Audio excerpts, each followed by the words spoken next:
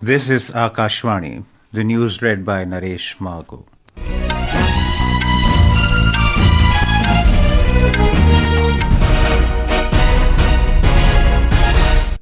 Prime Minister Narendra Modi has said the government is fully committed to establishing peace in Naxal-affected areas and connecting them with the mainstream of development. Sharing Union Home Minister Amit Shah's social media post last night after the successful anti-Maoist operation on the Chhattisgarh-Telangana border, the Prime Minister stated that the success of the security forces shows that the campaign towards rooting out Naxalism is moving in the right direction. Mr. Shah yesterday said that the security forces have eliminated 31 notorious Naxals in a massive operation against Naxalism conducted on the Kuragutalu Hills on the Chhattisgarh-Telangana border. He termed this operation as a historic success in the resolve to make India Naxal-free by 31st March next year. The Home Minister said the largest anti-Naxal operation was successfully completed by the security forces in just 21 days. India's Operation Sindoor is being widely praised as a decisive military success by international experts.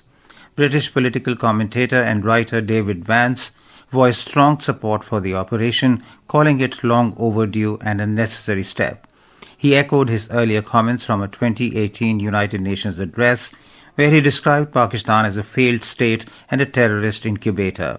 Vance also sharply criticized China for backing Pakistan in the aftermath of the Pahalgam terror attack and during Operation Sindoor.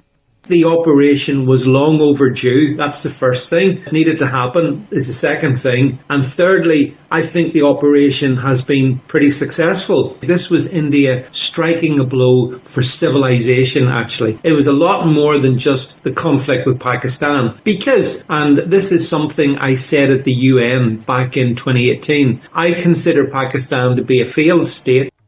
Mariam Sulaiman Kheel, member of Afghanistan's parliament in exile, expressed strong support for India's Operation Sindoor, describing it as a necessary step against terrorism.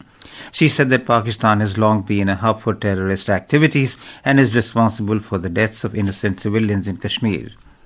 An Indian technical team met with top UN counter-terrorism officials in New York for a wide-ranging discussion on enhancing cooperation in the fight against terrorism following the Pahalgam terror attack carried out by the Resistance Front TRF. During the meeting, UN officials emphasized collaboration, particularly in support of implementing key UN Security Council counter-terrorism resolutions and the UN Global Counter-Terrorism Strategy. Central Consumer Protection Authority has issued notices to Amazon India, Flipkart, YouBuy India, Etsy, the Flag Company and the Flag Corporation over the sale of Pakistani flags and related merchandise. In a social media post, Union Consumer Affairs Minister Prahlad Joshi said such insensitivity will not be tolerated. The Jawaharlal Nehru University in Delhi has suspended a memorandum of understanding with Turkey's İnönü University. In a social media post, the JNU said that the decision was taken in view of the national security considerations. Pakistan has publicly pledged to combat terrorism but continues to provide space and legitimacy to globally sanctioned terrorists. In a stark reminder of Pakistan's deep-rooted nexus between politics and terrorism, Faisal Nadeem alias Abu Qatl and the nephew of 26/11 mastermind Hafiz Saeed was recently seen addressing a political rally in Karachi. Faisal Nadeem's appearance shows that he is an active part of Pakistan's political life. Faisal Nadeem's visibility and vitality raise serious concerns about Islamabad's duplicity in acting against terrorism. Ukraine and Russia are close to reviving direct peace talks for the first time since the last face-to-face discussions ended 3 years ago.